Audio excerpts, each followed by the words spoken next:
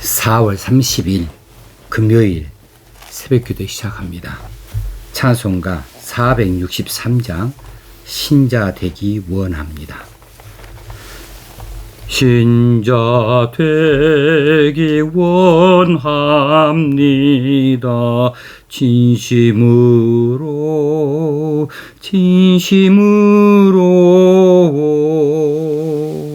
신자 되기 원합니다. 진심으로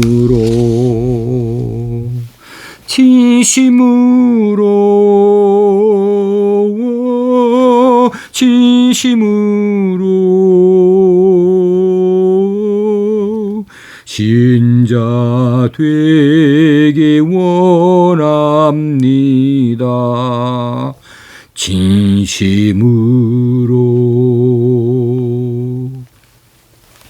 말라기서 1장 6절에서 9절까지 말씀을 봉독하겠습니다. 내 이름을 멸시하는 제사장들아, 나 만군의 여호와가 너희에게 이르기를 아들은 그 아비를 종은 그 주인을 공경하나니 내가 아버지일진데 나를 공경함이 어디 있느냐? 내가 주인일진데 나를 두려워함이 어디 있느냐 하나, 너희는 이르기를 우리가 어떻게 주의 이름을 멸시하였나이까 하는도다. 너희가 더러운 떡을 나의 제단에 드리고도 말하기를 우리가 어떻게 주를 더럽게 하였나이까 하는도다. 이는 너희가 여호와의 식탁은 경멸히 여길 것이라 말하기 때문이라. 만군의 여호와가 이르노라, 너희가 눈먼 희생 제물을 바치는 것이 어찌 악하지 아니하며 저는 것 병든 것을 드리는 것이 어찌 악하지 아니하냐. 이제 그것을 너희 총독에게 드려보라. 그가 너를 기뻐하겠으며 너를 받아주겠느냐.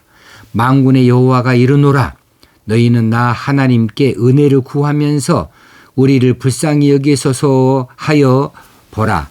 너희가 이같이 행하였으니 내가 너희 중 하나인들 받겠느냐. 아멘. 말라기서에는 타락한 이스라엘에 대한 책망과 심판의 경보가 쓰여져 있지요. 특별히 오늘 본문에서 보는 대로는 부정한 제물을 드리고 있는, 그래서 여호와를 멸시하고 모독하는 백성들과 제사장들을 책망하는 내용이 담겨 있습니다. 6절에 보니까 시작부터 내 이름을 멸시하는 제사장들아 이렇게 부르고 있어요. 이 제사장들이 무슨 말을 했고 무슨 죄를 저질렀기에 내 이름을 멸시하는 제사장이라고 이렇게 책망을 듣고 있는가 하면 그 내용이 7절과 8절에 나와 있습니다.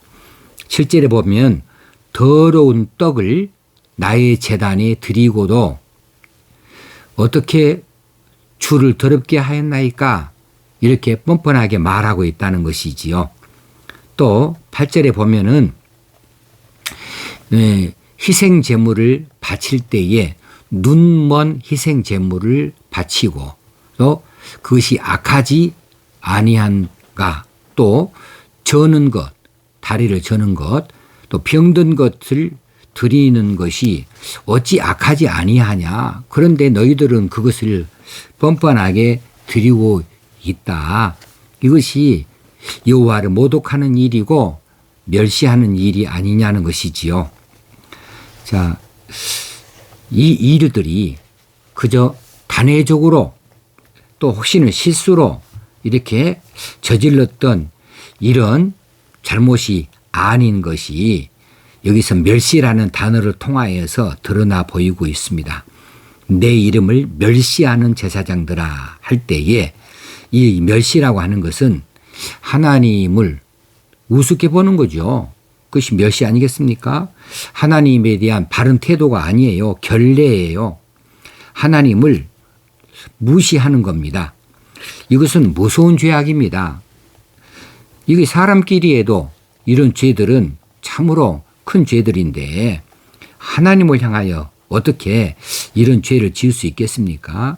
그런데 그런 죄가 우발적이든지 혹시는 단순한 실수 정도이든지 한두 번 있는 이런 죄가 아니고 그런 행위가 아니고 오랫동안 지속되어진 그리고 그것이 의도되어진 이런 잘못들이라는 사실이에요.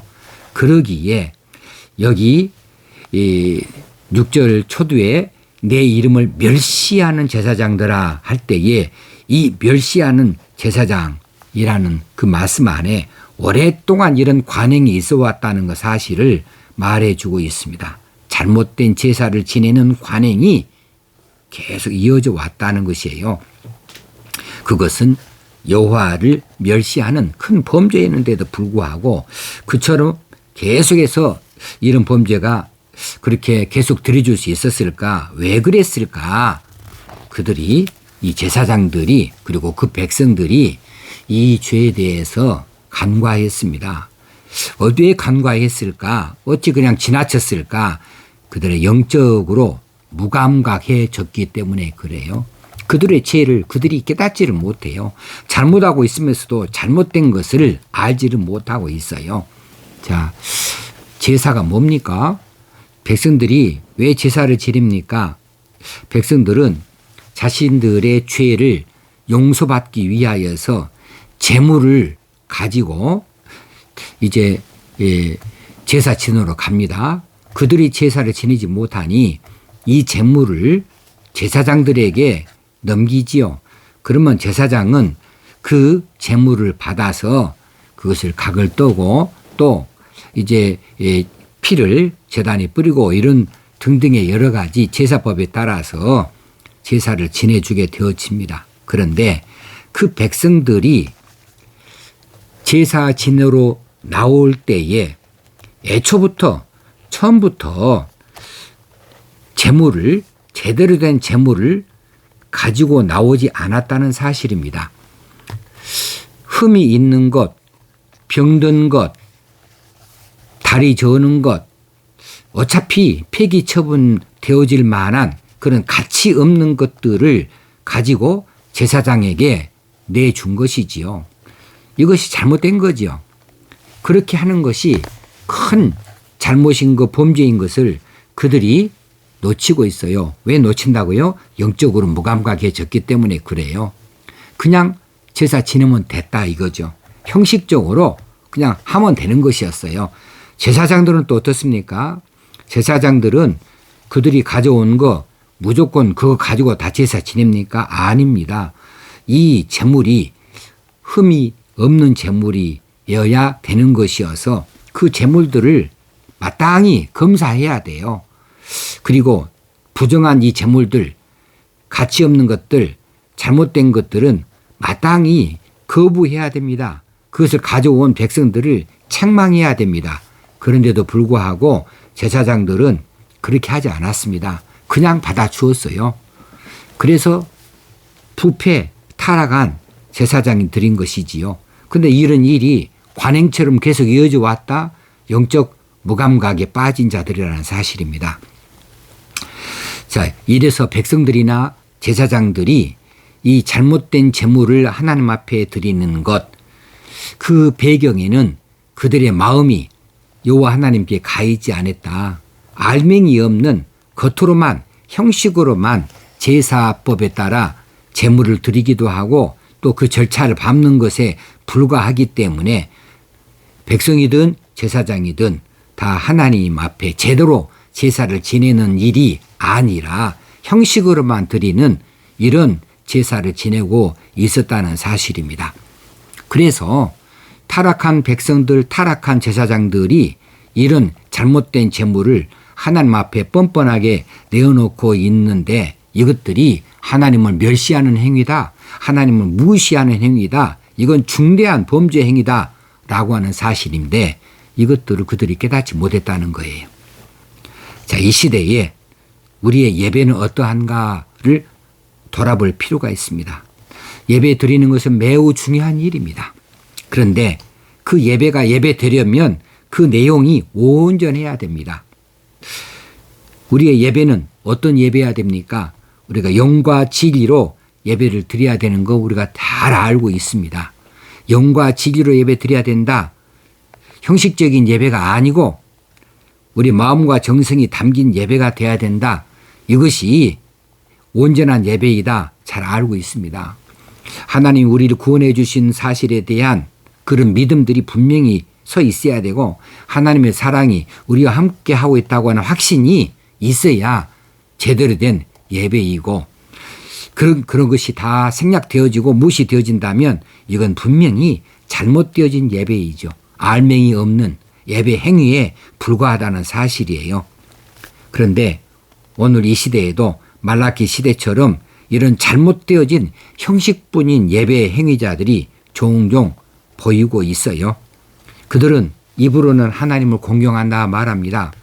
형식적으로는 하나님을 경배한다 그렇게 합니다. 그렇지만 실제로 보면 아니에요. 실제로는 하나님을 공경하지도 아니하고 하나님을 두려워하지도 않습니다. 경외하지 않습니다. 그러고도 그들은 자신들의 잘못에 대해서 깨닫지를 못합니다. 영적 무감각이라는 사실이죠. 영적 무감각에 빠진 사람들이에요. 그래서 우리가 정말 중요한 것이 무엇이냐면요. 내가 하나님을 앞에 바로 예배드리고 있는가, 내가 바른 신앙에 서 있는가가 중요한 거예요. 사람들마다 자기 잘못에 대해서 모르고 사는 사람 많아요. 분명히 자신의 잘못된 행위가 있고 잘못된 습관이 있고 그러는데 자기는 모르고 살아요. 옆에 사람들은 그거 분명히 깨닫고 분명히 압니다. 안타깝습니다. 그런데 실제로 자기 자신은 그것을 모르고 산다고요. 그래서 어떤 사람이든지 이런 자기 단점, 자기 약점, 자기가 모르고 있는 자신의 어떤 잘못된 죄의 습관들 이런 것들을 알아내야 되는데 자기가 모르는데 누가 알아요? 옆에서 말해주지 않는데 누가 알아요? 그러니 성령께서 가르쳐 주도록 기도해야 한다 그 말입니다. 성령께서 가르쳐 주셔야 돼요. 성령께서 깨닫게 해 주셔야 돼요. 아무리 설교를 해도 그런 설교 자기에게 적용이 되지 않아요. 성령께서 그 설교를 듣고 깨닫게 해 주셔야 돼요. 아무리 기도해도 그냥 자기 자신의 필요한 것이나 구할 뿐 자신이 하나님 앞에 온전한 성도 되어지고 백성 되어지는 데 대해서 간구하는 기도가 없다고 한다면 자기 자신을 살필 수가 없어요. 그래서 기도할 때마다 내가 하나님의 마음에 합당한 자가 되어지는가에 대해서 늘 살필 수 있어야 되고 그것을 가르쳐 달라고 기도할 필요가 있어요. 그래서 그것들을 회개하고 돌이킬 수 있어야 되는 거죠. 자, 이 시대에 많은 사람들이 하나님 말씀에 순종하지 아니합니다. 순종하지 아니하면서 어떻게 성도입니까? 그런데 입술로만 성도입니다. 입술로만 아멘입니다. 그런데 행위로 보자면 불신자와 다름없어요. 예배당에서는 거룩한 백성인 듯 하지만 예배당 밖으로 나가기만 하면 거룩한 백성이 결코 아니에요. 그냥 세상 사람과 동일해요. 말씀대로 살아야 될 자리가 예배당만은 아니죠. 세상에 나가서 가정에서 세상에서 직장에서 말씀대로 살아야 되는데 거기서 말씀대로 안 살아요. 성경은 많이 아는데 말씀에 순종은 없다고요. 말씀에 적용은 없다고요. 그냥 자기 뜻대로 살아요. 형편대로 살아요. 하나님의 법대로 살아야 되는데 그렇게 살지 아니하고 세상의 요령을 쫓아서 살아요. 자기 방식대로 살아요. 그냥 그러면서도 전혀 깨닫지 못합니다.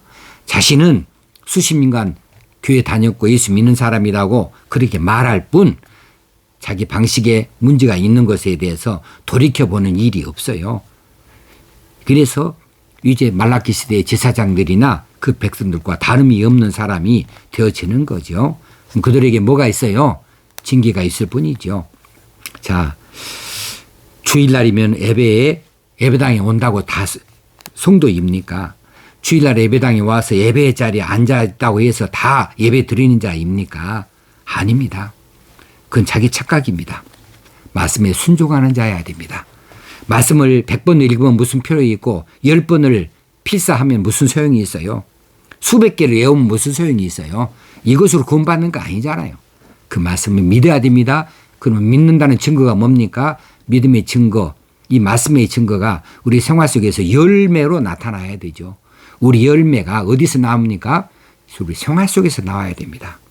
그때에 우리가 그것을 믿는 자라고 인정을 받을 수 있는 것이지요. 자, 우리가 말씀에 순종해야 돼요. 부모 공경은 부모의 말씀에 순종하는 것으로 증명이 되어집니다. 마찬가지로 하나님 공경은 하나님 말씀에 순종하는 것으로 증명이 되어줄 수 있습니다. 우리가 순종해야 돼요. 말씀에 순종해야 됩니다. 설교를 들으면 설교에 찔림이 있어야 돼요. 어찌든지 어떤 설교든지 자기 자신 안에 각인이 되어져서 자신을 고칠 수 있는 말씀이 반드시 있는 것인데 이것을 받을 수 있어야 돼요. 그러기 위해서 설교 예배에 참여하기 전에 설교 듣기 전에 자신에게 그렇게 은혜가 되어지도록 찔림이 있도록 성령께 구하는 기도가 필요한 것이지요. 이런 사람이 성숙한 그리스도인 아니겠습니까? 우리가 말라기 시대에 백성들이나 제사장들처럼 잘못된 제물을 드리지 말고 온전한 제물을 드려야 되겠습니다. 그러면 온전한 제물은 무엇인가? 우리 삶의 현장에서 하나님 백성인 것을 나타내 보이는 거룩한 행실로 이것이 하나님 앞에 드리는 온전한 제물 삼을 수 있어야 되겠습니다. 그래서 우리가 예배가 참 예배가 되어지도록 우리의 삶의 현장이 예배의 자리가 되어지도록 해야 됩니다. 주일날 드리는 예배만 거룩한 것이 아니고 우리 삶의 현장에서 삶으로 드리는 이 예배가 하나님 앞에 바쳐지는 것인데 이 예배가 거룩한 예배 되어지기 위해서 거룩한 삶으로 나아가야 됩니다. 이것이 우리의 삶이 거룩한 제물 되어지는 것, 이것을 위해서 우리가 힘써 나아갈 수 있어야 되겠습니다. 자, 오늘 9절 말씀에 만군의 여호와가 이르노라 너희는 나 하나님께 은혜를 구하면서 우리를 불쌍히 여기소서 하여 보라. 너희가 이같이 행하였으니 내가 너희 중 하나인들 받겠느냐. 아, 이거 무서운 말씀이에요. 우리가 하나님께 그렇게 잘못된 제물을 드리면서 잘못된 제사를 드리면서 그리고 하나님을 그처럼 무시하고 하나님 앞에 이렇게 하나님을 멸시하는 이런 제물을 드리면서 우리 행실은 그러면서 하나님 내게 은혜를 주세요. 우리를 불쌍히 여기세요. 이렇게 해봐라. 내가 그렇게 해줄 것 같으냐. 너희들이 그같이 잘못 행하였는데 내가 너희 중 하나인들을 받겠느냐. 여기서 너희 중 하나인들 이 말씀에 하나라는 뜻에는 어떤 사람을 말하는 것이 아니고 얼굴을 말하는 뜻이 있어요. 이제 왕 앞에 나아갈 때에 뭔가 왕에게 청하려면 왕 앞에 고개를 숙입니다. 왕이 그 청을 들어주려면 고개를 들라 그럽니다. 그러면 고개를 들을 때에 말할 수 있어요. 왕이시여 내게 이것을 주십시오. 이것을 하게 해 주십시오. 말할 수 있는데 근데 그때의 얼굴을 보이는 것 하나님께서 말합니다. 내가 너희 중 하나인들 받겠느냐. 이 말은 내가 얼굴을 들으라고 그렇게 말할 수 있겠느냐 이런 거죠. 그러니까 그 청은 처음부터 듣지 못하는 청이 된다는 사실이죠.